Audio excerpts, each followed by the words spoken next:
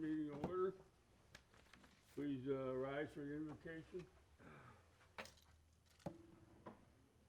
Good morning. I'm Larry Fano, one of the pastors of the Springs Church of Bonita. We meet outdoors in Riverside Park, so you're all welcome to come some nice sunny morning. But let's pray. Heavenly Father, we just thank you for this piece of paradise that we call Bonita Springs.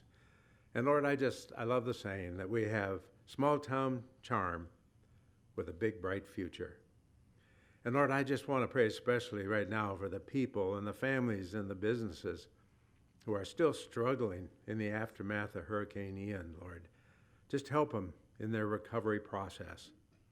Lord, and I thank you for this amazing group of people who serve our community and the leadership. Lord, we just pray that you give them wise counsel.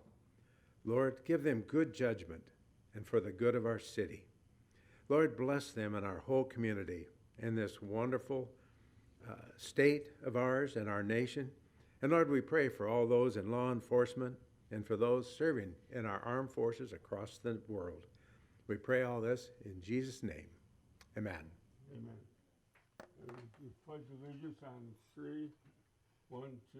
I pledge Allegiance to the flag of the United States of America and to the republic for which it stands, one nation, under God, indivisible, with liberty and justice for all. Okay, roll call, please, Mike. Councilmember Carr. Here. Mayor Steinmeier. Here. Councilmember Corey. Here. Councilmember Fullick. Here. Councilmember Forbes. Here. Councilmember Purdon. Councilmember Bogaz. And as a reminder, Council, at the last meeting, Councilmember Bogaz mentioned she wouldn't be at the attendance this meeting. Okay, we have nothing, no changes on the agenda. Okay, Mayor's welcome. We're all welcome. I'm glad to see you here. Anybody here for the first time? All right, well, I'm glad you're here because we need all the help we can get. We need all the advice. We listen to everybody. And it's a privilege and an honor to be the mayor of this wonderful city. Okay, now we have public comment on everything except number 12. And Kyle. Hello, Mr. Mayor. Hello, City Council. My name is Kyle Moran. I first moved to Bonita Springs 30 years ago, and I'd like to speak to you about agenda item 9B, which is improving that northwest passage to reduce congestion problems at the intersection of Bonita Beach Road and US 41. This is a really key project for our city. It's helping improve a critical intersection. It's been in the works a very long time. But you're on the verge of accomplishing something great here. When you look at every aspect of this very important project, from the safety of its citizens to the environment, construction costs, right-of-way acquisition costs, travel time, Alternative 4 clearly stands out as the best. So I'm hopeful that you'll approve Alternative 4, and thank you for moving this forward and for all you're doing for the city of Bonita Springs. It's too often that boards and governments are all talk and no accomplishment, but you are accomplishing an incredible amount for the citizens of Bonita Springs. You're improving the city's resiliency to flooding throughout the city, including purchasing properties in the Quinns Down Street areas that are very subject to terrible flooding. You're fixing drainage and improving water retention throughout the city. You're moving forward with key infrastructure projects and roadway improvements from Terry Street to Bonita Beach Road to Goodwin Street and more. And with a private partner, revitalizing and improving an abandoned golf course, fixing more flooding along the eastern stretches of Spring Creek. So I really appreciate that. And another key priority is revitalizing downtown. These are real tangible improvements. They're making our community safer.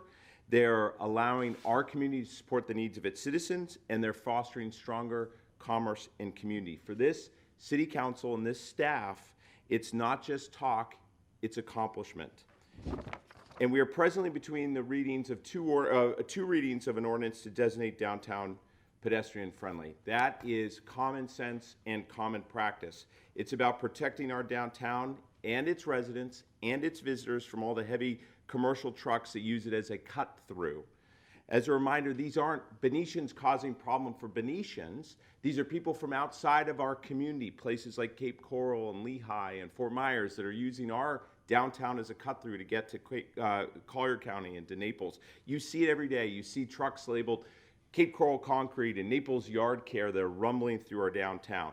But it's not just anecdotal. Our traffic engineer, the city's traffic engineer, testified that that area is 4 to 6 times, 400% to 600% the traffic prescribed on a roadway. So thankfully, the solution doesn't require anything new.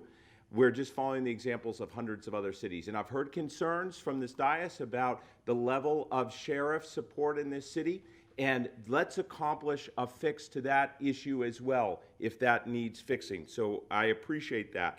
And we rely on that sheriff for safety. We rely on that sheriff for, these basic improvements. And this is a basic improvement that is stipulated in the comprehensive plan in the city.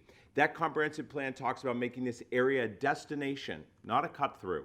It specifically says that we will constrain that roadway. It says that. It also says that we will not prioritize and we will not encourage truck traffic on that roadway. So clearly today, we are not conforming to the comprehensive plan.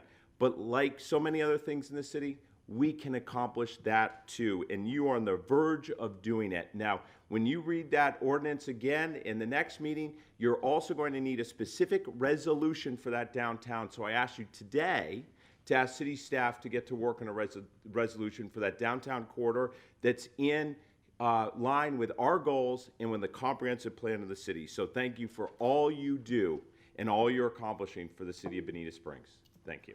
Thank you, Kyle. Any other public comment?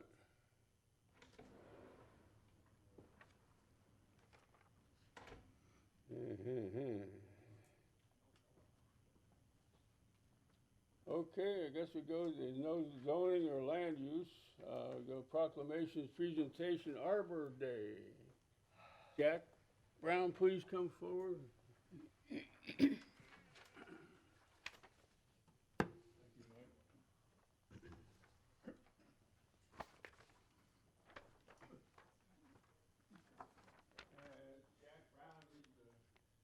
Chairman of the Tree Advisory Board.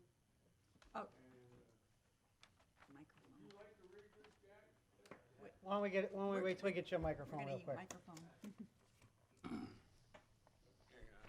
They want you amplified. Okay. My soft voice.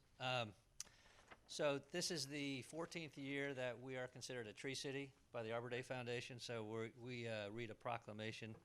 I'll read it on behalf of the mayor, and he has already signed it.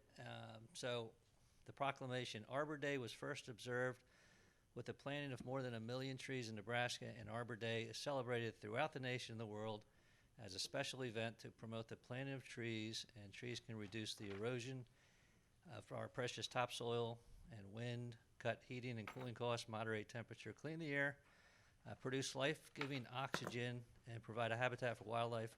Watershed protection in the city of Bonita Springs appreciates and values trees. They are a renewable source, beautify the neighborhoods, increase property value, attract business and customers, making our community more attractive, functional, and livable. And City of Bonita Springs strongly encourages individuals, organizations to value trees and plant appropriate species in appropriate places and keep them maintained so that we can have large, beautiful shade trees in all parts of our community. And Arbor Day 23 is all about ensuring our earth and trees upon it are all happy, healthy, and growing to be as strongly as they can possibly be. Now, and you can read the last portion. Okay, now therefore I, Rick Steinmeier, Mayor of the City of Bonita Springs, do hereby proclaim that April 28, 2023 is Arbor Day in the City of Bonita Springs. And I also like to mention if they're selling carbon credits on trees. In Europe, if you buy a forest of mature trees, then you get carbon credits. In Europe, they put a value on carbon credit, but you can't cut the trees down. So that raises the price of lumber. But if you you got rid of all the carbon, we'd all starve because the plants use the carbon to turn green and make food for us. So I'm a little confused with this climate change type things, but the trees are wonderful and they're a renewable resource. In a lifetime, they grow up, cut them again, build a house, grow up and build another house. So thank you, Jack, and I appreciate your service to the community. Thank you. Thank you.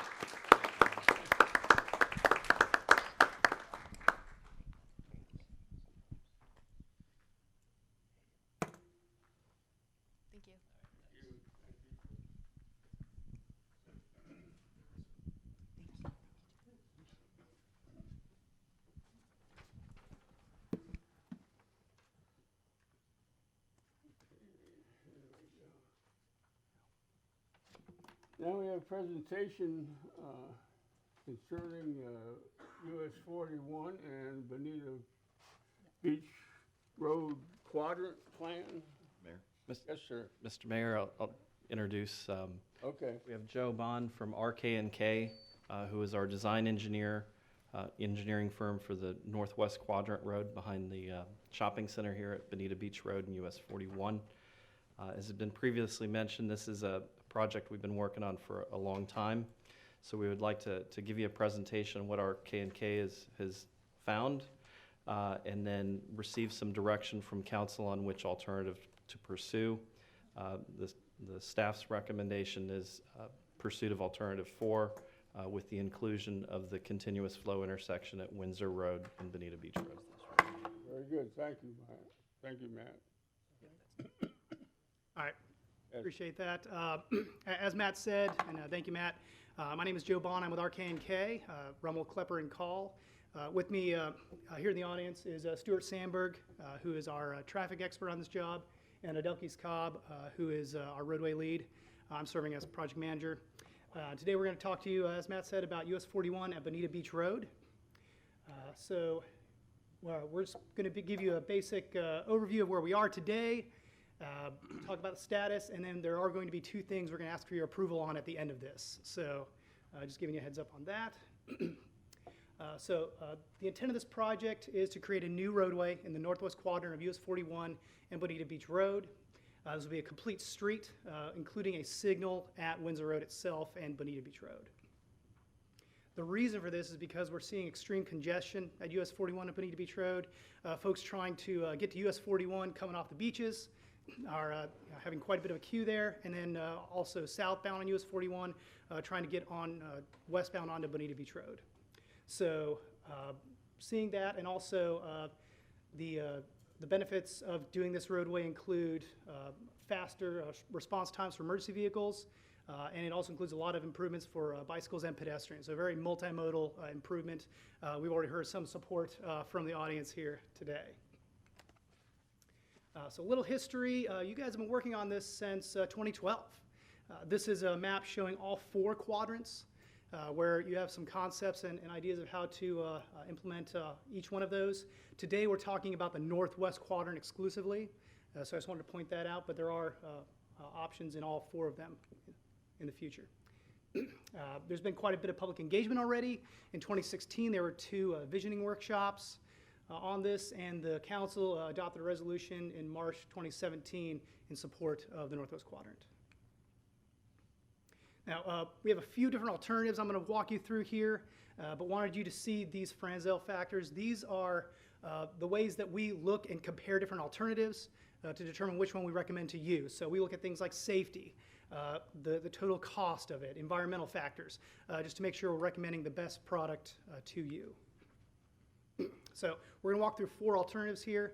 This is the first one that McMahon came up with when they were doing the study originally. The benefits of this is that it does accomplish the goal of getting around the intersection, but it does require a new intersection on US 41, and it also goes right through the English Paradise development, so require quite a bit of property acquisition and costly new signal. Refining that into version 2, this was looked at. The benefits of this alternative is that it uses an existing signal where the shopping center comes into US 41, but a lot of curves in this road, so increased travel time and a little lower grade on safety just because of all those curves. Version 3 combines some of the ideas of both of those, reuses that signal on US 41, but then also still requires quite a bit of property from Angler's Paradise. So then we come to version 4. Now this is the one we're recommending to you. This is almost entirely on property that the city already owns. So minimal property acquisition on this one. It's a relatively straight alignment. It uses the existing signal on 41, so less cost there. This was checking all those boxes for us. Very safe corridor. So talking a little bit about this version 4, looking at safety, you can see the typical section here. You can probably see it better in your packets than on this screen here. But it includes separated sidewalk on the left, shared use path on the right with a 7-foot separation there. You could put some trees, landscaping in that 7-foot buffer. So a lot of opportunities here to maximize safety and make an aesthetically pleasing corridor. Something people are going to enjoy traveling down. This does also accomplish the goal of relieving that traffic congestion around 41 at Bonita Beach Road. It is consistent with your long-range plan. Also, I believe that was mentioned earlier. So no issues there. Check that box. And then environmental considerations. We've already done quite a bit of field work out there. We know exactly what's going on in the existing conditions. We didn't find any adverse species impacts, no critical habitat. There is some wetlands, but that wetland, you're gonna have to cross it regardless of which alternative you go with. So it wasn't really a differentiator, but I just wanted to point out it's about 0.4 acres of wetland impacts, regardless of which alternative. Wanted to show this to you as well. This alternative 4 leaves enough room to have this piece of property which you already own, and that'll accomplish all the stormwater management for the entire job. We made it look pretty nice here, but we can do as much or as little as the city wants with that, and it's big enough to accomplish all of your stormwater management on your property. So here's just a color-coded table of the 4 alternatives, and of course we're recommending Northwest 4, lowest right-of-way cost, and it checks a lot of the other boxes. So at the end of this, we'll be looking to you to hopefully approve that recommendation. Just wanted to make sure this was included in there. This is actually the CAD work that Adelkis has been working on. So we're already starting to lay everything out and really figure out how this is going to look in a detailed level. I mentioned that you have most of the property for this one. There are a few corner clips that will be needed from the center of Bonita Springs. 2 of these are on their ponds, and one of them is just harmonizing in the northeast corner there. The city's already been in touch with the center, so we don't anticipate any major issues there, and they are pretty minor corner clips. Now I wanted to bring your attention down to the southern end. This is the intersection with Bonita Beach Road and Windsor Road. We looked at a couple of different options here, and this is the one that really stood out, a continuous flow intersection. A lot of folks are coming eastbound, going towards US 41, and they want to go north. So they want to make a left here. But the problem is that you're seeing the queues go all the way from 41 backing up into Windsor Road. So with a conventional signal, they could get stuck in that through queue trying to make a left. But a CFI will allow folks to get around that queue and turn left sooner. The other advantage of a CFI is that it eliminates a phase of the traffic, so it makes that intersection run more efficiently. So in the end, a CFI will have a higher capacity than a conventional intersection at this location. Here's kind of the numbers based on this. I'm sure you're familiar with the letter grades we give for traffic, A being minimal delays, F being significant delays. And you can see here the no build option on the left, the middle is a CFI, what we're recommending, and the right is a standard signal. The CFI and the standard signal are fairly similar as far as the traffic delay goes in the design year, but the benefit of a CFI is that it has much higher capacity when traffic continues to build. So that intersection will be there longer. You won't have to do any work on it for a longer period of time. Apologies for that, I didn't realize. The only downside is that it does have an extra signal head. So technically it is going to be a few dollars more because of that extra mast arm. Now, here's our schedule, assuming we get your approval today to move forward. You can see that the green there, we've already done the field work, the intersection evaluation, and we're right at that first public meeting. That's us standing here today. Assuming we get your approval, we'll move forward into more of the design, get our permits, get those corner clips, and look towards a construction date in the spring of 2025. So I mentioned there was two things we would need your approval for. Number one is requesting your approval to move forward with alternative 4 that we talked about just now. And then number 2 is requesting your approval to move forward with a CFI intersection down at Windsor and Bonita Beach Road. So with that, happy to answer any questions you may have. I'd like to make a motion to approve both of those. I'll second that. Yes. Okay, ask a question. Yes, Chris? Matt, in terms of these alternatives, is there any difference in terms of thinking ahead to what might happen on the northeast quadrant? So the northeast quadrant, really what came out of the meeting 2 weeks ago with FDOT is FDOT will rely on us to build the roadway that Joe is speaking of, but the remaining northeast quadrant is part of both of their alternatives. So it will be built utilizing FDOT's process. I think there's some harmonizing they'll be doing, based on what we build. They may modify the tail end, but I don't think that's anything that is too concerning with this road alignment. I'm certain that FDOT will be asking for some additional funds from the city to help them advance the project in their work program, and I'm sure we'll be having those conversations throughout the years. But with regard to the heavy lift, really this is the city's heavy lift, and the remainder. The good news is that there was no flyover, and the remainder they essentially incorporated both of these quadrant roads, and the eastern one will be theirs to build. Thank you. Okay, any other comments? Roll call, please. Councilmember Purdon. Aye. Councilmember Carr. Aye. Mayor Steinmeier. Aye. Councilmember Corey. Aye. Councilmember Fullick. Aye. Councilmember Forbes. Very good, motion passed. Thank you, Joe. Thanks. Thank you. Okay, now thank you, gentlemen. Okay, consent agenda? Motion to Motion. approve. Second. Second. Any other comments? Roll call, please. Councilmember Carr. Aye. Mayor Steinmeier. Aye. Councilmember Corey. Aye. Councilmember Fullick. Aye. Councilmember Forbes. Councilmember Purdon. Okay, we'll move on to number 12, first reading. Am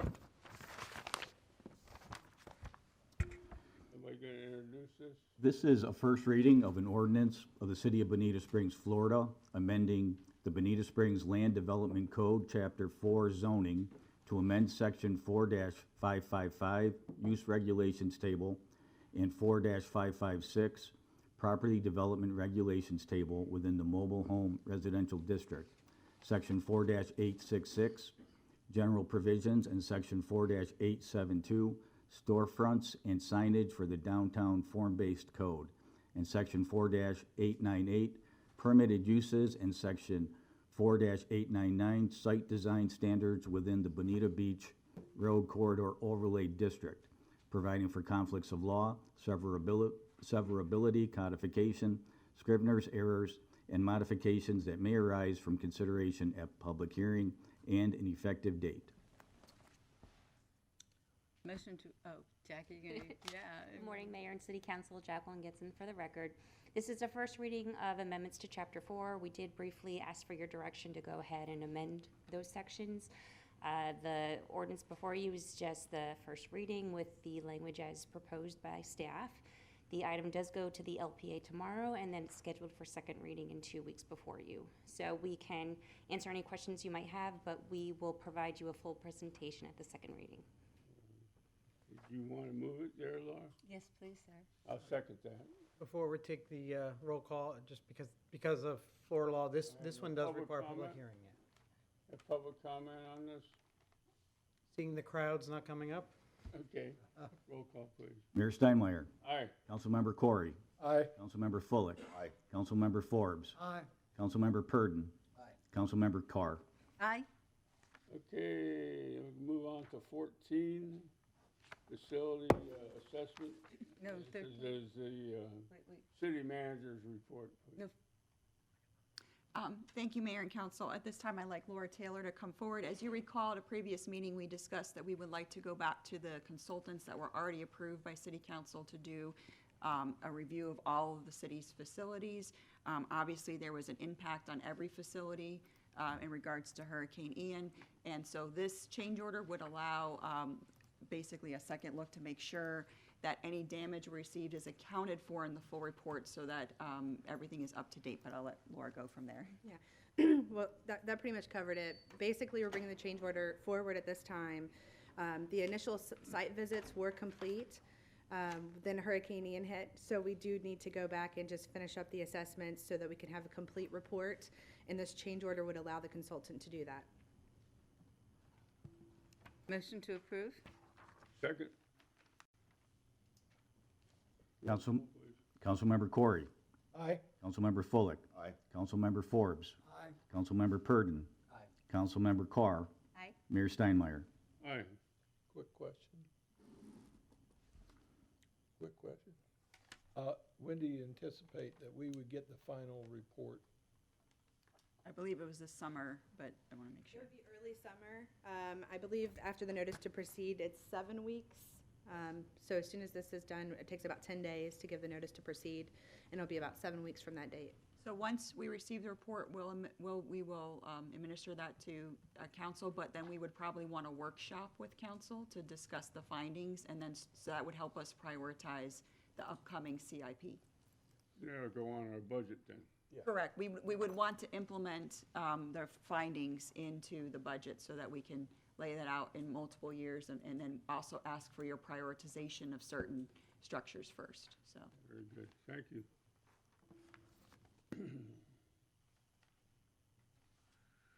Docks and shorelines. Thank you, Mayor and Council. I'm going to ask John Dolmore from Community Development to come forward and give you an overview. Basically, they would like to discuss some potential changes and then get your direction on sending it to LPA and then back to council for 2 hearings. Yes, sir. Good morning. Because we're in a situation where a lot of docks are being replaced simultaneously, we noticed that there were some areas that we needed to address in our dock code that we didn't need to address in our previous round of discussions. Mainly, we want to make sure that placement of new docks or replacement docks allows for access for neighbors' docks. And when we had most of the docks built out, we didn't really have to worry about that too much. Now that multiple docks are coming back in right next to each other, it's a much more of a critical situation. So we've got a couple of options that we want to present to the LPA in terms of how we maintain that access, and then obviously bring it back to you for your consideration. I think one other thing to notice too is we've seen where some houses, some redevelopment is occurring. There's some neighborhoods that are now on water that they're actually tearing the structure down because of the significant damage. There's new ownership and there's a new interest in docks where previously there might not even have been a dock before. Is that regulated by the state? There's a portion that the state, well, the county's involved with in terms of manatee protection. We do have a lot of authority in terms of how we regulate, where we regulate, and those are the areas that we're looking to address. Thank you. You need a vote? We need a vote, sir. Motion to approve? Second. Councilmember Fullick. Aye. Councilmember Forbes. Aye. Councilmember Purdon. Aye. Councilmember Carr. Aye. Mayor Steinmeier. Aye. Councilmember Corey. Aye. The next item that we have before you is discussion regarding potential land development code amendments regarding sea turtles, and this is based on some new direction in the state law. And the state has provided a model ordinance, and so we would like to have some direction on forming ours more specifically to state law so that we're in compliance. That's correct. We've tried to maintain consistency with that model ordinance for a while now. We found that it provides pretty good direction, keeps us consistent with our neighbors, so we're not really out of line in terms of what we're regulating. It also helps keep us out of trouble. So with your permission, we'd like to maintain that consistency. So this would be a direction to send it to LPA and then forward it back as a form of an ordinance in first and second reading for council. Currently, Eve Haverfield and her turtle people have been doing this for 35 years or better. What if she retires? What do we, then it's the city's responsibility? Mayor, the compliance of our ordinance is done by city staff or the city's contractor, community development. We very much appreciate the work of the volunteer boards, and they provide very great informative information. They also look as volunteers at the actual hatchings and document, but we are required under the state law and your local ordinances to enforce the regulations. Okay, thank you. Question, sir. Fully support, but I'm curious, there are these new lights, they do cool day, and then some cars have those super, headlights that are just, they blind me. Do the turtles get confused by those new lights, or? I've never really gotten a clear answer from the turtles, but I think that Darn, they're so cute. the regulations are set up so that we are trying to keep the lights more, or not brighter than the moonlight. If the turtles don't know which way to go, they're not going to go to the right direction. So if they're looking at your headlights as opposed to the reflection off of the Gulf, they're not going to wind up where they need to be. Mr. Mayor? Yes, sir. Johnny, is there anything in here that, any of the changes that are going to be in any way, shape, or form concerning? Is Eve going to call us and be like, why would you do this? Did you look at it? Is there? Everything I saw looks like we're providing a little more clarity and a little more definition as technology changes and advances, and as we understand a little bit more about turtles. Sean, have you heard any concerns from? I just want to make sure there's not going to be any unforeseen consequences of what we're doing. Well, twofold in that one. One is the mayor has asked that we schedule Eve Haverfield for her annual presentation as turtle season starts May 1st. Yep. And we typically do that as an educational outreach, so he's going to sponsor that at the upcoming meeting. Where you could have some concerns, which we have traditionally had, is the implementation of the requirements on the residents or the occupants. Sometimes it's an educational process for them, especially if there's a rental unit. We try to work with whoever is the owner so that they make sure whoever's renting the unit knows about the turtle ordinance and to turn off the lights and the warnings. So, And that's going to be another issue that we go over when this is presented a little more fully, because we're looking at a situation now with a lot of the vegetation along the beach that has been removed. The east side of Hickory Boulevard is going to now fall under that same level of compliance, which before it wasn't visible from the beach, so there was not the same issue. So we're looking toward a season where there's going to be a lot more education and a lot more discussion than we normally see, because it's not just the usual properties. We're adding more properties, and we're looking to provide that education first, because we found that that's the easiest way to get compliance. So we're trying to apply some new technologies. We're looking to modify where we send out notice letters. We're working with the BBIA. We're trying to make sure that everybody understands what's coming forward and what we're going to be looking at this year, especially with so much work being done on the beach and changes out there. But just to clarify, whether these changes went forward or not, there was going to be additional outreach to residents, because if you can imagine, even the bottom of some structures that used to be enclosed are now open. So the light is now visible across the roadway to the properties, adjacent on the other side. So there was already a plan for that outreach before this. It's a much different world, so. So we So do do we need a we need official motion to direction. approve? Second. Roll call, please. Councilmember Forbes. Aye. Councilmember Purdon. Aye. Councilmember Carr. Aye. Mayor Steinmeier. Aye.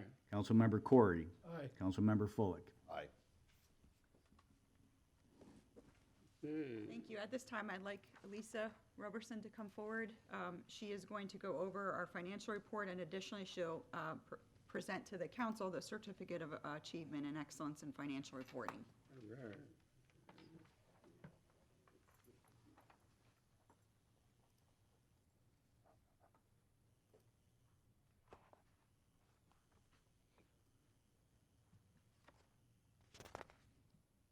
Hooray. Hey, well, good morning, Lisa. Good morning. How are y'all? Good. Spanish. We're here today to present your February financial report, and we have a special additional slide As you all may have noticed in your packet, we have the City of Bonita Springs has once again received the Certificate of Achievement in Excellent Financial Reporting. This is so important to us. Not only does it assist us in getting grants, when we do applications for grants, they can see we have received this reward, I don't even know the number of years now, probably pretty close to the inception of the city. We get it every year consistently, and also, if we do ever have the need to avail ourselves of some financial instruments, when banks bid on us, they love it. And also, if we ever do need any debt, capital improvement funding, things of those natures, again, it's just an outstanding thing to have. It makes us comparable to other financial entities that meet these same standards, and we provide 10 years of historic revenue and other financial data, which is just invaluable to everyone, users of our financial statements. So we want to thank our finance staff. You all may recall, we brought them up here a couple weeks ago, and you know, they're not big fans of public meetings, so we want them back there working. They're doing a great job, so thank y'all. The first slide, we do each month give you all consistent slides. I know they may be a tad bit redundant, but what they help us do is identify trends or areas where caution, we may want to be monitor more or give us a cautionary warning. This is our general fund regular recurring operating revenue. This is a snapshot in time. This is 4 months into our fiscal year. So as we talk, our ad valorem revenue, the majority of that is received at the beginning of our fiscal year. This helps us finance our operating. We get that starting in November, and in the first few months of the year, we get almost the majority of it right away. And then, so it takes on a bigger piece of the pie, and it's reduced as we move forward. This is planned, this is regular, consistent with all other entities similar to the city. This is my most exciting slide of the day. This is our general fund regular recurring revenue. As you can see here, even all the cautions that we're hearing, and we'll talk about later on in future slides from an economic standpoint, from a various things that are challenges our state is having, the nation's having, the world's having in some cases, our revenues are not really decreasing year over year significantly in these particular categories. Now, I want to stress that these are our regular recurring general fund revenues. We use these to pay the bills, to keep the lights on, to do the parks and the other things that we have to do on a daily basis. This is very good news for us thus far. Now, not guaranteeing that's going to continue, and we do monitor it regularly. But this is a trend we're seeing statewide, as we'll talk about in a later slide. This slide, our general fund regular recurring operating expenses. As we've talked about regularly, inflation is a fact for everyone right now. So what we're seeing in some of these categories, we're seeing inflationary impact. Now, I will let you know that public safety, that is the second column over, that's the biggest jump. That's actually not due to inflation, but it's timing of invoices that we received. Our public safety invoice, it's usually billed quarterly. That's our law enforcement contractual services. It's usually billed quarterly. Last fiscal year, because of the hurricane, we did not receive our bill quarterly. In March, next month, you will see a slide where they billed us for 6 months in March. And again, we were all doing life and safety measures at that time, so invoicing, it was unfortunately delayed. But we did pay it when we received it, so that's just a timing difference, not a significant impact of inflation at all. Restricted revenue. As we've talked about regularly, these are used for capital projects. We do populate projections for them. Our road impact fees is the biggest impact. Not a surprise here. We do realize a lot of people are not pulling permits and doing new construction. That's what generates this one as much as they used to, and similar to the building permit fees there. The building permit fees, we do have a separate fund for that, and we have a reserve in there that we're allowed to have by Florida statute, so we're going to utilize that to meet our shortfall for that one. And then road impact fees or park impact fees, when we draft our budget, we'll be coming forward to you all later on this year, we incorporate this reduction in collections, and we will prioritize and allocate and make sure that we adjust any projections that we have for this. Unfortunately, we're not the only ones seeing this. It's consistent with our area and our state with the impacts. Yes, Chris? Why the reduction in stormwater management fees? We think that has to do with the overall impacts the hurricane had on real estate taxes collections.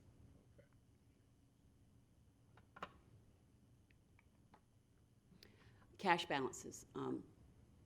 We do 3 fiscal years. This is a snapshot in time. We like to let you know how our cash balances are accumulating over time. We collect and accumulate these funds so that we can pay as you go for our capital improvement projects. I know these numbers seem significant, and they are, but we have significant needs in our capital improvement program. So again, each year through our budget process, we roll these balances forward and we present it to you all. You help us prioritize, give us direction on what you'd like us to move up or move back based upon our funding availability. All our projects are funded currently? We have a 10-year capital improvement program. So the first few years are what used to be in Florida statutes, financially feasible given our existing revenue streams. Beyond that, we do that each year so that the first few years are. Beyond that, we really have to rely on some growth and some allocation of funds. So not many entities have enough money in the bank to fund 10 years of capital improvement programs, so that's not usually required from a financing standpoint. You recalibrate and readjust each year and fund what you have in your immediate near term. I don't know if the manager wanted to add anything to that. No? Okay, good. Hopefully that answered your question. Matt, you think you have the funding for? We work with the finance department, just like Lisa said, we work with the finance department beyond the first few years of financial feasibility. We are always looking long-term, and we're watching, Matt and his folks do such a great job with the cost estimates, and all of your directors are in charge of some of those capital projects, and they're constantly looking back at the cost estimates, the impacts of inflation, making our adjustments, and we accumulate them all together and see where we stand each year at the budget. Each year during the capital improvement, that kind of leads to why we ask for those workshops so we can get your prioritization, which may in fact change our prioritization in your CIP. If we understand a project weighs more heavily for council, we might readjust out years for another project depending on if it's feasible to do that or if there's a state requirement that we implement that project. We would make those recommendations to you on how to prioritize them. Thank you very much. Thank you. Mayor? Yes. Yes. Lisa, I should have called you on this, but do you have an idea, being as they're saying that our bed tax revenues this year are going to be about 40 to 42% less than they were last year, how that affects us as far as revenues? Are you even right now able to look at that, or are you just going to have to wait and see? We actually, as a city, do not collect directly bed tax. So that's actually done at the county level. Right, but what do we get out of that? We don't have anything, I don't believe, currently populated in our budget that would need to be replenished or refunded with something else. That's what I wanted to hear. Yeah, Thank you. Great. So typically we apply for grant Yes. funding, and that's how you would see that through, Yes. injected into the city. That question had come up, so that answer, it doesn't negatively affect us short term. And one thing I wanted to kind of bring up as well is I know Lisa mentioned the building permits. I just want to remind you all, which we would not recommend changing, is we are waiving all Hurricane Ian building permits fees right now. And as you recall, right before we were getting ready to declare a state of emergency for Ian, we were still issuing a few of the last Irma building permits, which we also continue to waive the fees for. So I think that we as staff are very comfortable recommending you continue to do that if it's specifically hurricane damage related. We would not recommend to change that, but that could be additionally why you're seeing a little bit of a lag in the building permit fees. Yes. And and the pressure on the department to continue yes. providing permits. And as similar to that timeline, as we've mentioned to you all before, we are still processing claims financially and administratively from Irma. So we will, and Irma, obviously, no, was not of the magnitude as Ian. So we'll see how many years it does take us to move through that whole process, and similar to the building department and finance and administration. This process is going through Lee County or through federal government or? FEMA process goes through the state and through the FEMA, federal government. Okay, federal government. All right, thank you. Okay, thank you. This is the second slide for our cash balances. These are our restricted for capital improvement cash balances. And again, we track these for 3 years. And consistent with the previous slide, we attempt to accumulate funds to pay as you go for our capital improvement projects to the extent we can. Now to some of our upcoming, our news that's just been released from our state. We get so much wonderful economic data from our state that really impacts us significantly from a financial standpoint. So we like to highlight that when it's released. Demographic estimating conferences. This is kind of be a little bit of a sad slide because our population growth is forecast to slow down for the next 10 years. The next bullet point is a little not my favorite fact point, but it is mentioned consistently with the reason that our population projections are falling higher than, more at a rate faster than anticipated previously. And it's because our deaths, as far as the state goes, are outpacing our births. That means it's a byproduct of our population in Florida aging. So that has changed the dynamics with the population growth. It's dampening those. Again, I apologize for being a tad bit morbid, but they did mention it repeatedly, and it's significantly, it's a change in what they had previously said, so we really need to highlight that for you all. To understand why things change is very important. 2023, our annual growth projection is 1.49%, with each year in the next 10 years going downward from there. To the final year, 2030, and thereafter, the projections are expected to drop below 1%. Again, this is moving, it's going to grow less. Our state population is going to grow less than they had previously thought. Excuse me, but isn't that related to the number they're starting with? Like 1% of 50,000 is one thing, and 1% of 25,000 is something else. Well, when they measure population, it's a snapshot in time. So yes, a change from 1 year to the next year, it would be the percentage of change, yes. Revenue estimated conferences, they just held one of those for real estate tax assessments, ad valorem taxes, as we all know them from a technical financial standpoint. They are anticipating that the restoration from hurricane-damaged properties is expected to continue until the 2028 tax roll.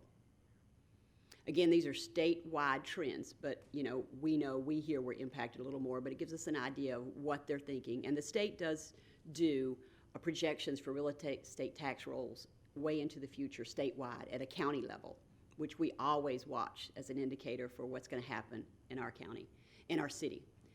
Homestead properties are expected to take up to 3 years to be rebuilt. Commercial, industrial, and non-homestead residents are expected to take up to 5 years to be rebuilt.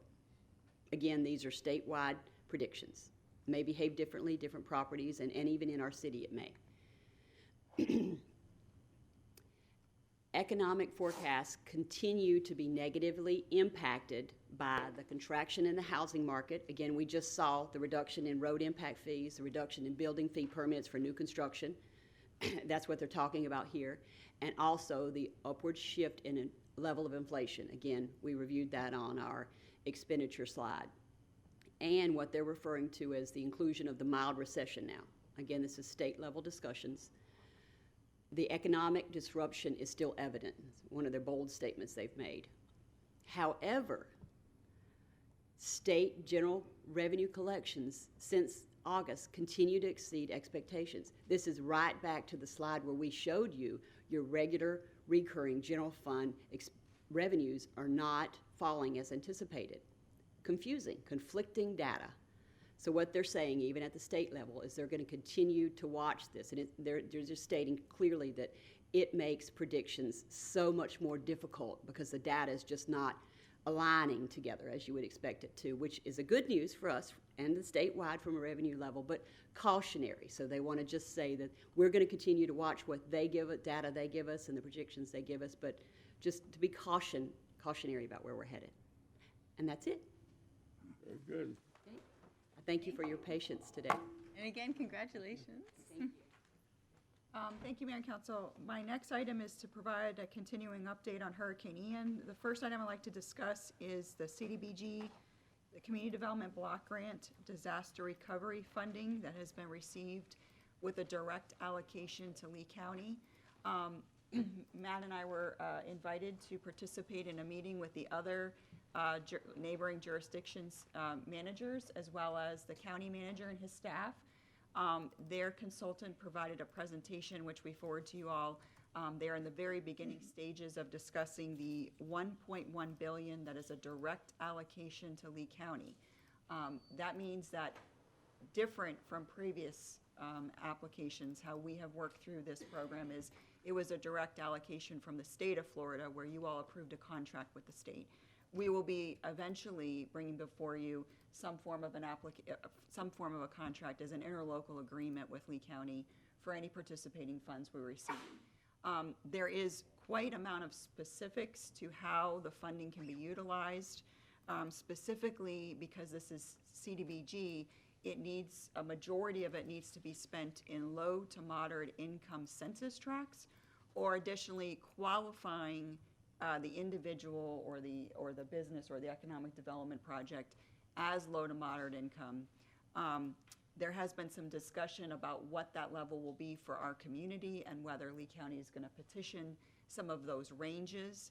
But in preparation of that, as staff, what we would like to do is take all of your current approved capital improvement projects and map them into the CIP, which I think we've already started, map them into the Community Development Block Grant census tracts, so we can completely understand all projects that you've currently prioritized. If they fit in to the LMI, the next step would be determine if they're actual projects that meet the qualifications of funding. We do know that a majority of these projects will need to be dedicated to housing, which is a discussion Lee County is having right now. I just sent out an email that we received late yesterday afternoon to council that Lee County is creating a new department within their government to specifically address these items. We do know that there's administrative fees as well in the CDBG funding. So there's a lot more to come. At some point, we will need to come back to you and request a workshop specifically on this so we understand your prioritization. One thing that was made clear to us in the meeting was that the Resiliency Task Force, the Lee County Resiliency Task Force, has been determined to be the recommending agency per required by HUD. So I believe that the organization was created before the grant monies were available, but the county has now decided that that will be the official recommending outreach board. You are required to have a recommending board per HUD. There is also a requirement for public outreach. I understand that the town hall meetings are meeting that requirement. They have set up one for City of Bonita Springs on April 26th from 6 to 8 p.m. at Bonita Springs Elementary School. Staff is planning on being in attendance. Council, of course, is welcome to be in attendance. We would suggest you not speak because you might be voting on a matter later on, but we wanted to make you aware of that. And we'll be continuing to communicate with Lee County staff on how this process continues to move forward. But we did want to make you all aware that that is our understanding from the meeting, is that recommendations will be formulated at the Resiliency Task Force. The final decision is the County Board of County Commissioners. They have the final decision. Arlene, what time is that meeting on the 26th? 6 to 8 p.m. at Bonita Springs Elementary School off of Dean Street. And again, there will be some discussions as well. As you recall, we brought forward the other types of funding that comes forward is hazard mitigation funding. We prioritize projects, and we've put those on the Lee County list. One of the discussion points was we'd like to see if all of the jurisdictions would be able to utilize the CDBG funds as their match for that. As you recall, in each of our current HMG projects, you're using general fund as your 25% match. These are all things we're going to need to discuss with you all in a workshop and help prioritize those projects. Also hurricane related, I wanted to, and this I will need a motion on, is I have reached out to the president of the Bonita Beach Association, and we've been in direct communications with the sheriff's office. We would like direction on actually rescinding the current curfew on Little Hickory Island by May 1st. That would allow for 2 more weekends for anyone who has last minute securing to do. But this will also help them, the sheriff's office, reorganize their resources as well. And they're comfortable with the enforcement tools that they have, and so I think we're comfortable moving forward. So we would like some direction, and then we would authorize that as of May 1st. Motion to approve. Second. I'd like to comment that we do have some people living on Little Hickory Island. Basically vacant. The Beach and Tennis Club has been broken into at least once. Normal patrol, I guess, they don't have to have a curfew, but. Correct. There will still be Lee County Sheriff's resources out there on Little Hickory Island. The special attention will be given to any of those areas that does not have permanent electricity. Majority of facilities now have temporary electricity. Majority, not all, but that was the key, as what we were discussing, is we had no electricity, no ability to provide any kind of lighting for quite some time. Many have now been able to secure that temporary electricity. They have no phones either. Without the electric, you don't have landlines. So but I understand cell services. People aren't there to call the sheriff. So. But I believe for security, cell service is available out there. So very good. The other item that I want to bring up under my items is recognition, and we're going to continue to publicize this on our media as well, is that just to remind everyone that Lee County Board of County Commissioners, which includes unincorporated Lee and all the municipalities, is prohibiting the use of open burning and the use of other outdoor ignition sources during extreme drought conditions. As you recall, about a weekend ago, we had some very devastating fires in our jurisdiction. We have great appreciation for Bonita Springs Fire Control and Rescue District, as well as the Lee County Sheriff's Office.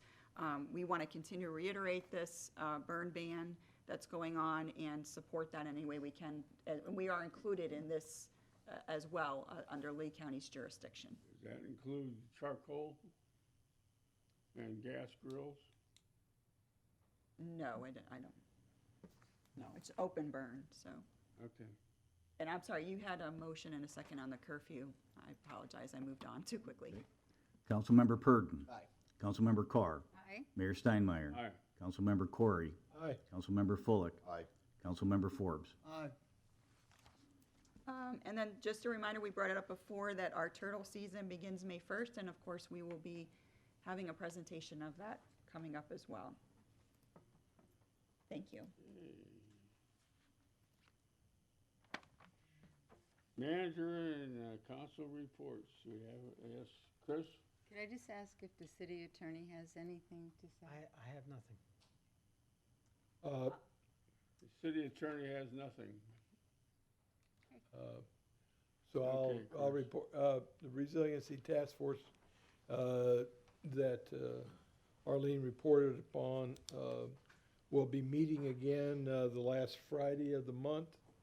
And they have opened up some additional positions on what they call the branches or the subcommittees.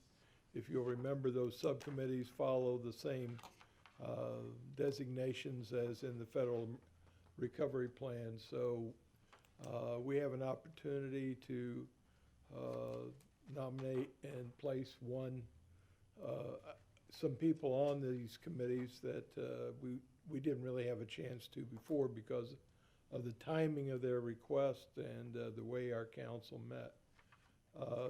One of the volunteers is from Cedar Creek, Emily Porter. She's a professor of environmental science at Florida Southwestern University. has been in this area for a long time. Is also a member of the Bonita Estero Rail Trails Board and a number of other scientific and community boards. Has volunteered to serve on one of the branches. The protocol, I think, is for the assignment of the particular branch to be done by the Resiliency Committee. She would fit well, obviously, on environment and natural resources, but she could also serve on other committees regarding economic impact as well. I would just like for council to approve bringing her name forward to serve on one of the branches of the Resiliency Committee as, maybe our first volunteer to come from Bonita Springs. I'll make that motion. Can I ask you a question? How many do we get? Well, How many spots? The reason I'm asking is because if we only get, say we get 3 spots as a council, I would say let's hold off on her and let's everybody bring in a name, and then we can say, all right, of those, now, since we get 3, here's what we do. But if we get an unlimited amount, pick yours first and we'll do it. That's cool. I just don't know. There's no protocol with respect to the number assigned. What's happened in the past is that further north the municipalities are, the quicker they got the information to start with, and so they loaded up. So we're sort of trying to catch up a little bit, but there's no limitation on how many we have. Mr. Mayor? Yes, Fred. Yeah, I actually have got some names I'm going to propose too that I've contacted, but I want to point out one other thing that's significant. Any of us at this table can be on a committee. Joanne Ribble, who's the vice mayor of Estero, is on a committee. So that should be included in this, but the names of the Before we move on, I don't want to be a Debbie Downer, but you have a motion on the floor on the current nominee. It gets second. So let's find out if that's got a second, and then Mayor or the somebody. mayor made a motion. I'll second it. Which is what exam? Emily Porter to be, And I thought Jesse pointed out maybe we should get a compilation of resumes if and. there was a limitation on the number, there's no limitation on the number we can submit. And Fred, how many names do you have? Well, right now I got 1, 2, 5. got about 5. Okay, so again, I just want That's clarity. non-council people. Okay, so 5 non-council people, and if there's anybody on council, I know I don't want to, but if I want to anybody be else on wants- one. I'm sure there's So others. that's 6, 7, we're looking at potentially 7 spots. I just want to make sure we're clear that we are allowed to Yeah, give we them can as bring many. as many names forward as we want. Yeah, and I read also that you can have 2 from a city on a committee. 2 council members? Well, wait a minute, wait. No, not 2 councilmen. You can have 2 representatives from a city that we nominate. Well, you're nominating 5. There is no limitation on the number. Right. Then I would. let's If there's dispense no with the, limitation on the number, then I'm good. I'd make the let's motion. dispense with let's dispense with the current motion. If there's concerns by any of the council members that they want a process, then they should just vote down the current nomination. But let's deal with Ms. Porter. Is there a deadline, Chris, for these names to be Well, submitted? actually, there is, which is, Arlene, do you? It's actually prior to your next council meeting, but I have expressed the same, one of the items that Matt and I discussed at the meeting was that we would like a little additional time to respond, because as you recall, the last time this happened, it was a in between was right before the meetings meeting. as well. 24 hours. So what's happened now is they did give us two more weeks. I think it's the end of April, but you don't have a council meeting. So Lee County Commission meets on a Tuesday, you meet on a Wednesday. The idea was that it would be brought up as an agenda item on that Tuesday, but we have already expressed that concern to Lee County staff. So I think if you have more at your May meeting, we would want to forward those as well. So is more better that we put the names out there now and at least have those names on their agenda? Is there any harm in that? Let's vote on the motion that's on the floor. Yep. But good I would think that we would at least want to go ahead with the one. Fred wants to Maybe bring. we do all got 6. 5 more. Maybe we make a motion to do all 6 now instead of. Well, you know, that's like, fine too. You know, just do all 6, and that way we're not. Have you taking- got, Hang on, the city attorney has something to say. Yeah, we would have to make a motion to amend, then we'd have to, then Fred would have to actually read the list, so why don't we just dispense with the first one, and then Councilman Forbes could read his list, and if you want to adopt that okay. next. Seems like the long way around the I barn. know. Derek. So you're just But saying we're gonna get there either way, I see it coming. withdraw and then have one motion? No, Right, that's exactly. You- That's the quickest way to do it. Withdraw, do one motion to do all 6. then withdraw, someone withdraw. Roll call, please. I don't want to withdraw my motion. You do or do? I'll second that. So, new motion. Well, the motion was made by the mayor, and you seconded. I second. Councilman Corey. withdraws the Did the second. mayor withdraw your motion? I hear all kinds of things going on. Mayor, what's being proposed in the discussion is that you withdraw the motion on Ms. Porter. Councilman Forbes would read his list of 5 additional, and then you would make a motion to approve 6. And I believe Councilman Forbes buried the lead that he also wants to be appointed as well.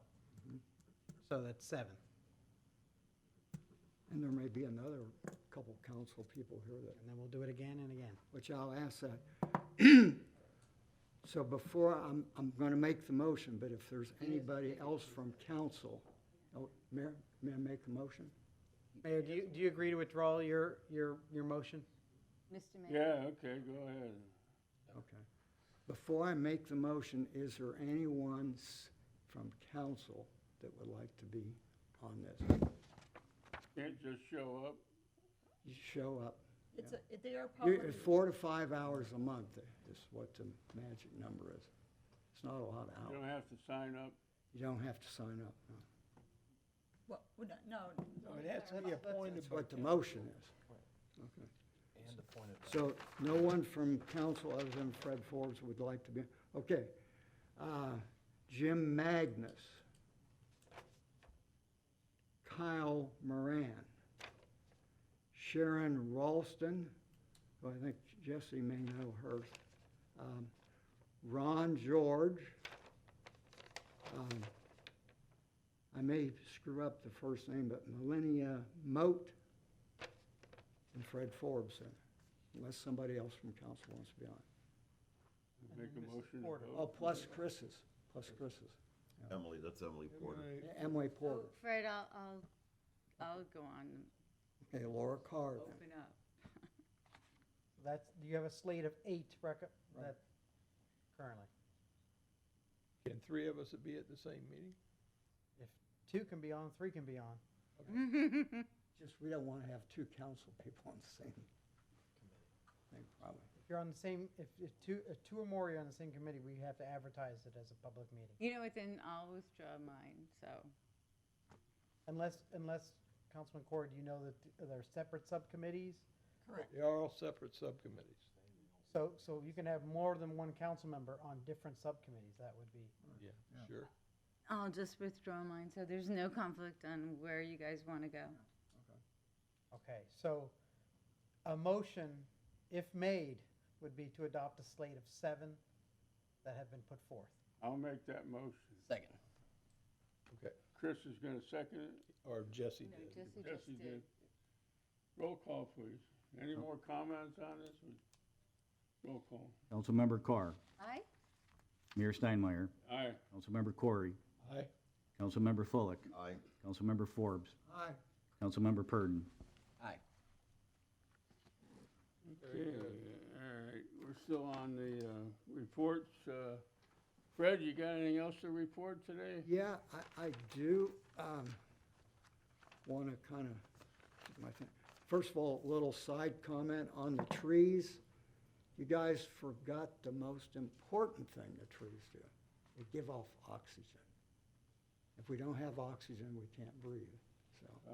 That's what they So take. that's the pretty, carbon that's and pretty. make oxygen out of. Yeah. In fact, some people have the misfortune of being on oxygen at different times. Okay, there's 2 bills that are going through that are probably going to pass, hopefully not. I need to tell you about them. And I think, I think probably everybody at this table will agree that these are not too good. Let's take one that I just learned about yesterday. There was an alert, there's two bills. One is a House Bill, I think it's 439, and then the Senate bill is 714. On that one, they're trying to load it up with amendments. Amendments like, it's almost so bad it's funny. Plans for plats, which will mean more to John Domer, will now be able, if this thing goes through, you'll have to approve temporary or preliminary plans as a plat. Plans that are temporary home plans would be considered to be approvable. So I'm hoping, I wrote a big thing last night, sent it to the committees that were hearing that stuff today. But there's a lot of stuff going on that unreasonably quick turnarounds that they want from building. Oh, another thing is, if this thing passes, our chief building official has to set up a committee to design ways to immediately streamline every permits primarily for housing and things like plat approvals, which would be John. So that's one. The other one, Fred, where did that originate from, or who? I don't have the bills. I can get you that. Not out of here, not out of our region. Oh, no, I don't. One did, but that one got withdrew.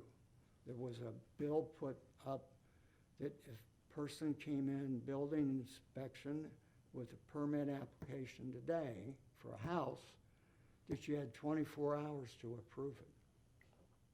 And that was she doesn't represent our district. She's the new one on the block. And she fortunately did withdraw it. So, but the word is it'll be back next year.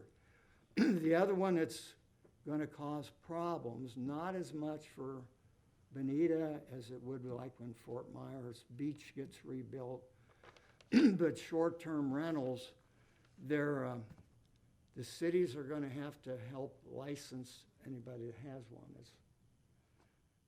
But what's crazy is for a fee to get it licensed by the state, but we'll do the stuff if it's in your municipality, is $75. But you can get like 150 license for like 150 bucks or some small amount. Doesn't make any sense. It appears that we get no money out of that, but also they're going to restrain significantly our ability to enforce our ordinances. Our home rule is being taken away.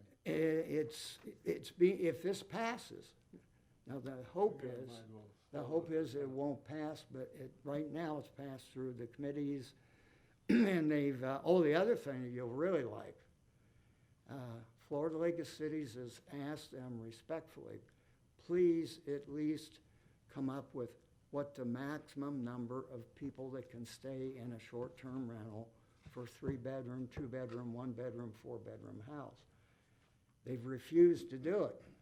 Now, one of the people on the call-in on Mondays was citing, they said, they're advertising some 3-bedroom houses, short-term rentals.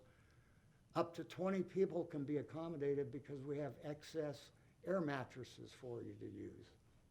So you just think about how many more cars would be at that unit that you're in. And they're in residential neighborhoods. And they're gonna make noise, they're gonna party. It's just a party house. It's just. It's a party. Now, it's gonna really affect Fort Lauderdale, Miami Beach.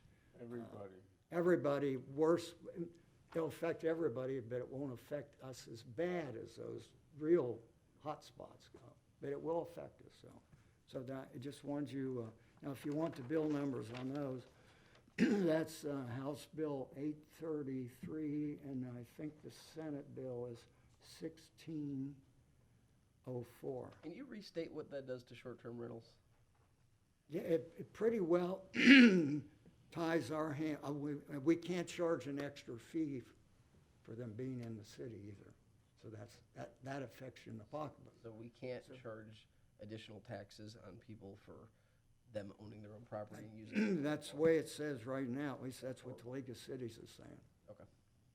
I think most of the bills have impact, but these are two that really impact, and it's not a And positive. impact neighborhoods.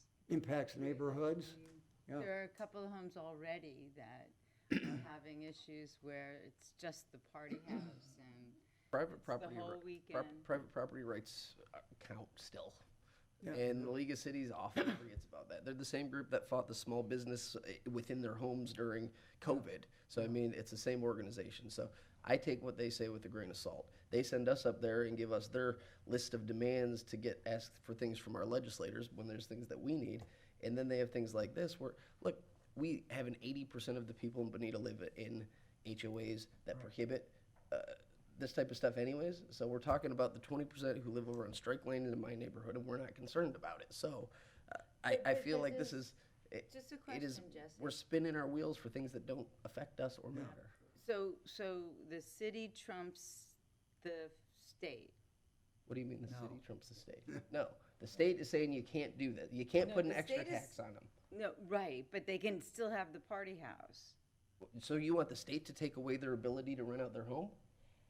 Is that what you're saying? I think that neighbors might want restrictions on the rent. They have them within their So, HOAs. For the party weekends with, Every HOA has those. 300. Every HOA in Bonita Springs has so that HOA restriction. trumps the state. What you're saying is that you think the state should have the ability to say that people shouldn't be able to rent out their homes. Yes. In their, That is contrary to in private property short rights, which term- are integral to the private property rights are a fundamental element of the Constitution. The state doesn't get to stop you from renting your house because you don't like it. And if you live in a HOA, you have the ability to be in a gated community that doesn't allow those anyway. So you have people in HOAs who are worried about what's going on outside of the HOA, and it's only 18% of the city. So again, this is like the pickleball courts that we had to address when we have one at a city and nobody can hear it. But really, what was it? It was an HOA issue. And so again, we have elected HOA people to deal with this crap. We don't need to be doing it. Next. Okay, let's, so let me wrap this up. Jesse's right, it'll depend if you're in an HOA or a COA, a condo association, like they have on Hickory Island. It'll depend on what their individual One at a master time. decorations and ground rules are. Bonita Bay may have different rules than Hunter's Ridge. But he has a very valid point. Now, the other thing that I think Jesse will agree with, we got to, at least I got an audience with the Secretary of the Department of Economic Opportunity. She's a lady, and she is the one that replaced Dane Eagle that resigned at the end of last year. And she's very high on helping us on buyouts, elevating structures in Quinn Street, and other problematic areas. In fact, she instructed her staff to be helping us. And I think probably Jesse, because of his connection with Byron, and perhaps myself, may want to make another visit to her away after the session's over with. Has nothing to do with getting money from the session, the ask there. And my thought is, I think we will probably get money from our ask. We may not get as much as we hope, but I think we'll get some more next year. What's yours, Jesse? You were there. I think that's a good assessment. I don't think we're going to get it all, but we're going to at least get a little piece. But the good thing is when you get momentum in Tallahassee, that's a good thing, because when you come back for funding the following year and you can show that it was something that was vetted and funded last year and now it's a second component, the chances of it going through and actually continuing to be funded are a lot better. Right. So, I mean, I think you're right.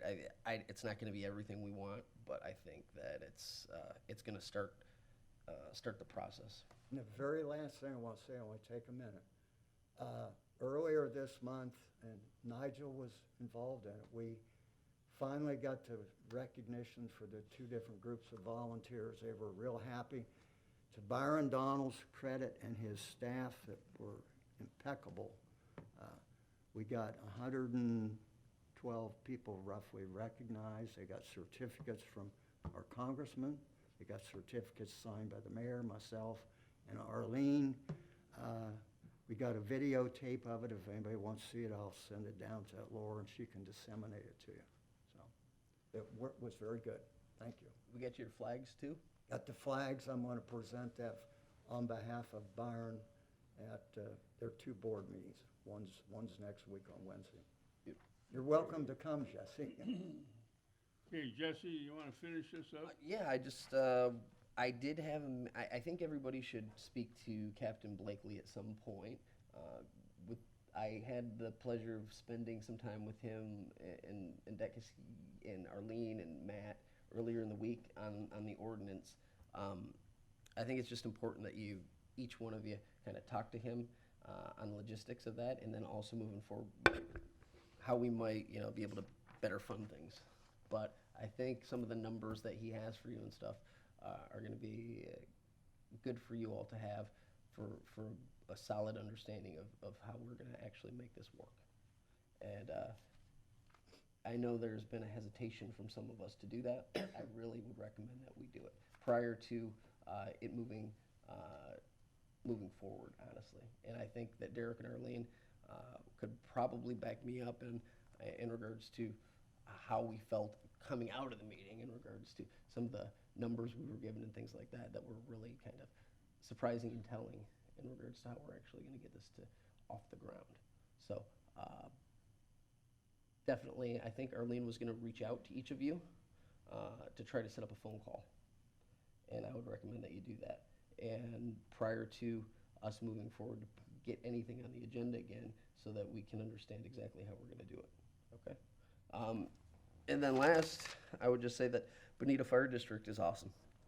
Literally, I live right behind BSU, so they, for hours, had 3 helicopters working in unison, essentially wetting the area and putting chemicals in the area to ensure that I didn't lose my house and my neighbors didn't lose their homes and BSU didn't go up in flames. And, surrounding communities came over and helped. I know Estero, Fort Myers, there was Naples, everybody came and helped. But I can't give enough props to Chief DeWitt and BSU on getting that under control, because we could have very well lost the Y. We could have very well lost Nature Place. Don Thompson's house almost caught on fire. There was a very bad situation, and they were in action quick, and they didn't stop, and it went for it seemed days, and literally, directly on my community, and I was just very impressive and appreciative. So I wanted to take this opportunity to say thank you to them. Thanks. That's it? That's it, Here? Jesse? Yep. Yes, sir. Let's see. Ladies Nigel, first. go ahead. Who do you want?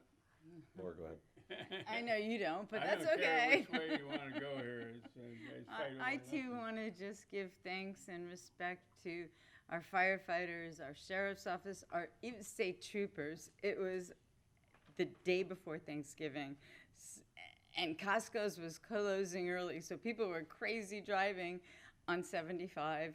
All sorts of accidents then occurred because all of a sudden there was a stop. I went south. And so they were amazing. They were there. They were, kind and helpful and calming. And our firefighters and sheriffs, they just worked around the clock, and appreciate it very much. And the folks who clean up randomly on the beach, thank you. I mean, you see just visitors, you see regulars taking leftover beer cans. I actually picked up beer bottles, a whole 6-pack or 8-pack actually it was. And, just brought it to a recycling bin.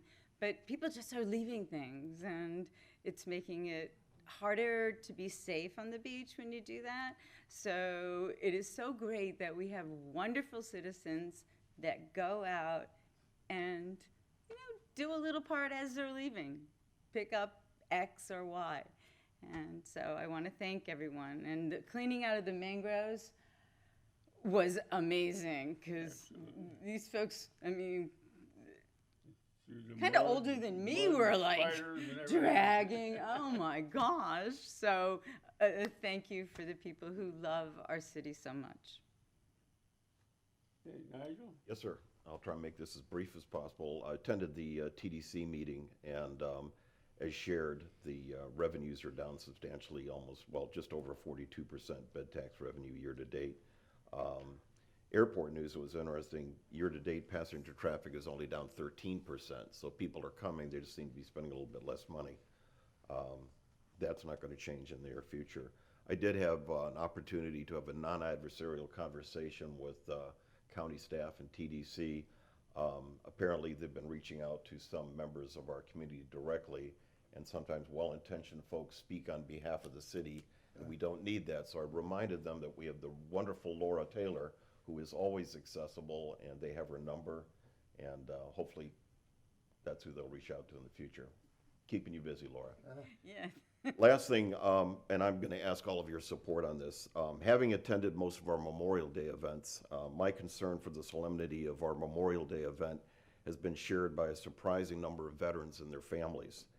It saddens me that many of our young people today, and some not so young people, think that Memorial Day is just another holiday celebration and not the solemn day that it was meant to be, to honor our fallen men and women and our veterans, those who've actually made the ultimate sacrifice. It's not a party day, shouldn't be a party day. Some of you have probably attended our recent Memorial Day events where cars go by revving their engines, turning up their radios, even honking horns a couple times. It's just not appropriate. So I met with Arlene, and she's going to reach out to the Sheriff's Department, but on our next meeting, I'm going to ask for a green sheet item that we ask the Sheriff's Department to block off the area in front of Riverside for 1 hour during our Memorial Day event. Let me clarify, sorry, not 1 hour, for the amount of the service, because it could. Usually an hour, hour and 15 minutes. It's not a lengthy service, but it's appropriate. And I'm going to ask for all your support on that. All right. Thank you. Mayor, before you adjourn, just wanted to see real quickly if there was any support for Councilman Purdon had sort of implied the possibility of pushing the adoption of the no-through trucks ordinance. I didn't know if there was any support for that. Yes. What was that? It's currently going to be set for second reading at your next meeting. I didn't know if there was a desire by anyone else to speak with the sheriff or do anything else before that comes back. Okay. Staff's working on it. So But no, no, no. understanding it, the second reading comes at your next meeting. Right. So Well, I'd like The to. gist part of of it, it, part of it is it's not even that we're gonna see that our city planning has gone very well in regards to how our traffic flow through is going, and the number of actual the amount of flow through traffic that we have on 41, and additionally the amount of accidents and the amount of large trucks.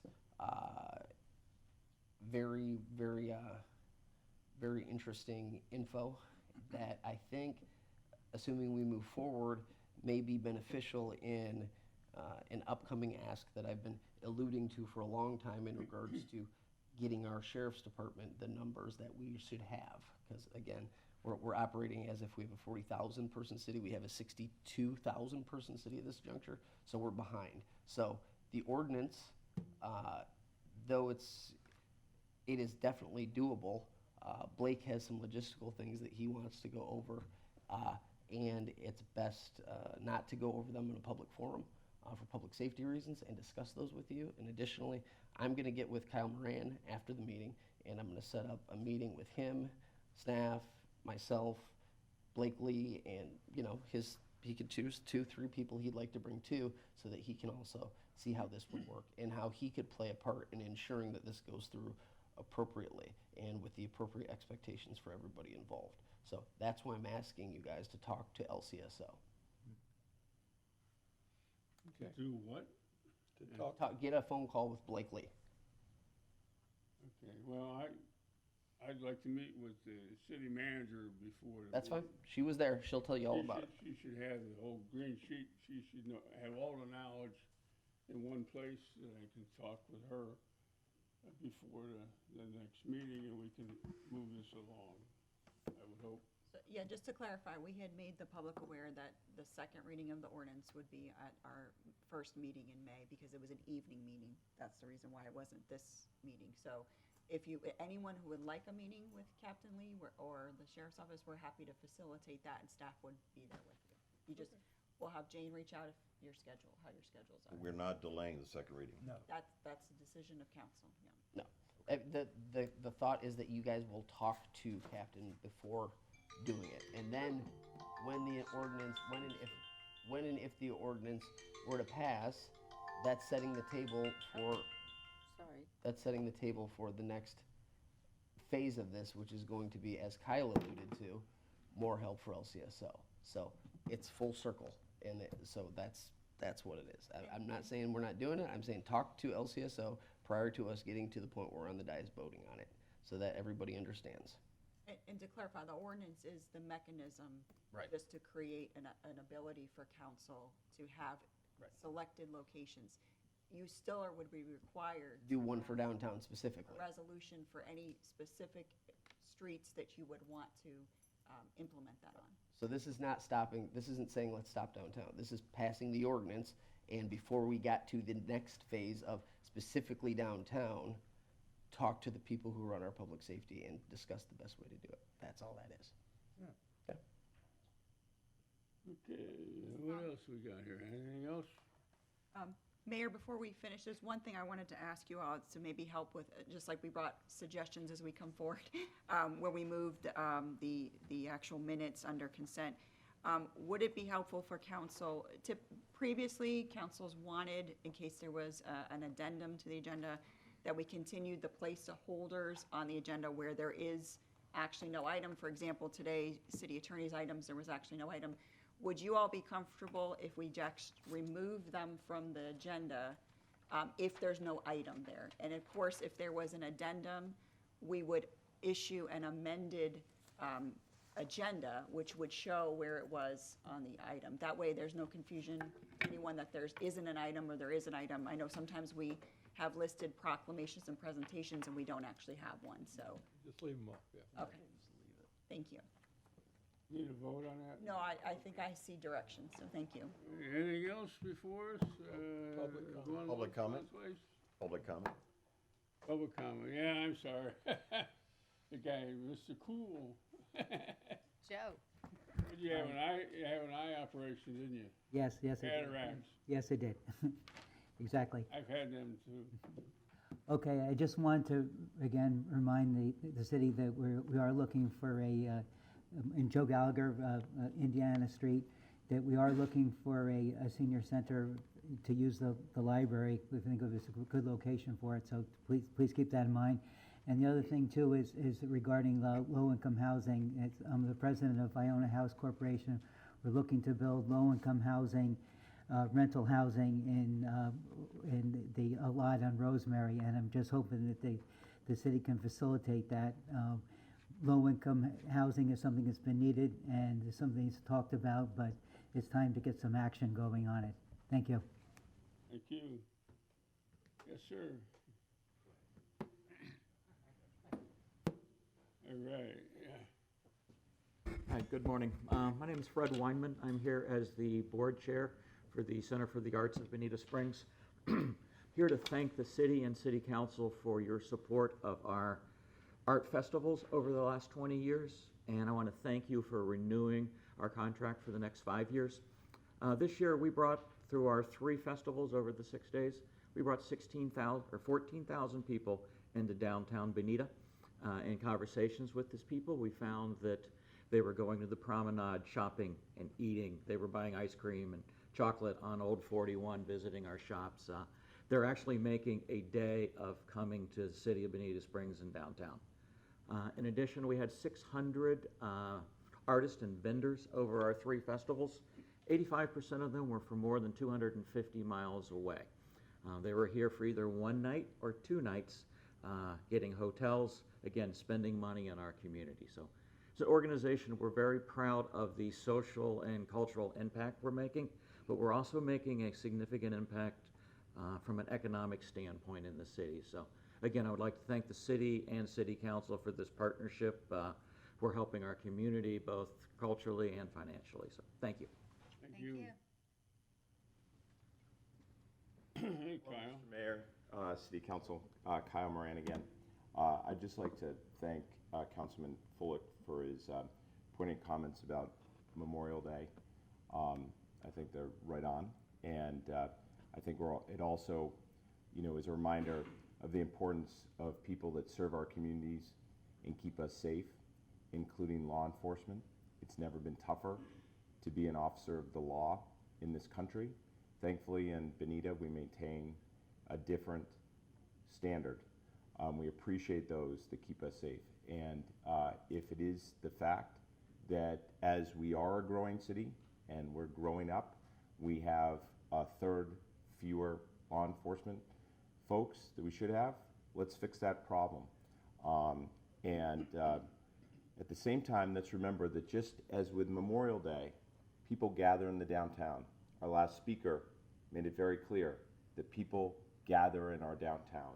And when we're putting that many pedestrians in the heart of our downtown, we need to make sure that they are safe and protected. That's the one area in our city for pedestrians.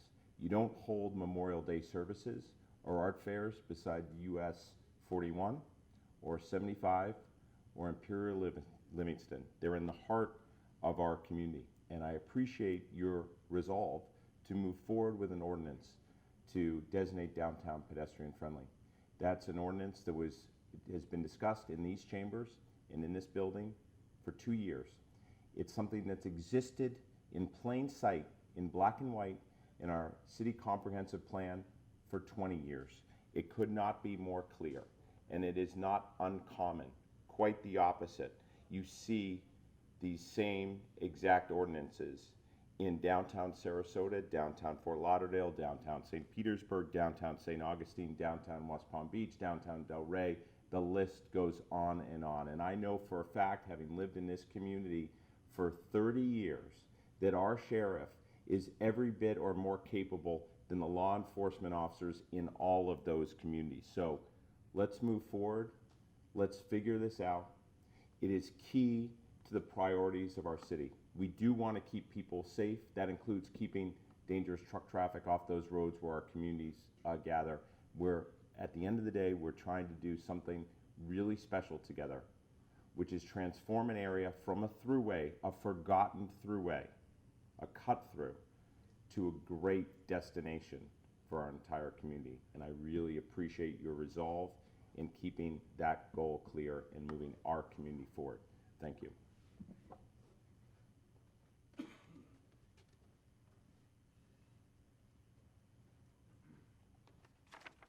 Heard it before. Ben Hershenson, Golf and Country Club area. I couldn't let it be 2 meetings where I didn't say something, so you don't want to start, I don't want to start a whole new record here. Anyway, I noticed recently that the construction on the golf course has begun from the standpoint of clearing the land. And one of the things that's been bugging me for quite some time now is, and I've discussed this with the assistant city manager a few times, is that at the corner of Shangri-La and Paradise, there's 3 stop signs. I probably drive through that maybe a couple times a day at least, but every day I'm certainly in that area. And I can't tell you how many times I've seen people run those stop signs. Now, there are going to be some heavy trucks, working in and out of the area. Cockleshell and Paradise are going to be really speedways. The speed limit is 30, and clearly people are going faster than that. On Cockleshell, they even go over the double line. Now, I know that a couple of times I've called the sheriff's department. They have monitored the road, but they can't be there 24/7. So I don't know if there's any solutions there, and I know that I'm going to be hated for making this comment. Even if you need to do something with speed bumps or platforms or whatever they call them, something has to happen, especially during the period of construction. Kids are out there, waiting for the buses in the morning. There are no sidewalks. There are sidewalks, but what I'm saying is the road is too narrow to have a line down it, and I'm talking about Paradise Road. So whatever has to be done, I hope that perhaps attention will be given to that, because people in the morning are, I'm talking 6:30, 7 o'clock, you know, they'll come out of some of the streets down there, like, you know, Wild Turkey and things of that. I'm not commenting specific about that. I don't know where the cars are coming from, but they're coming down at the northern end of Paradise and maybe a little bit late for work. It's really dangerous. So I just want to mention that as the construction begins, and it's going to be that way for several years. So I hope that something would be constructive in the area. Safety first, I keep hearing that all the time. I couldn't agree more. Thank you. Yeah, John Dahmer's gonna take care of that, right? The construction problems, that's his routine. Anything else? Any more public comments, please? We're adjourned.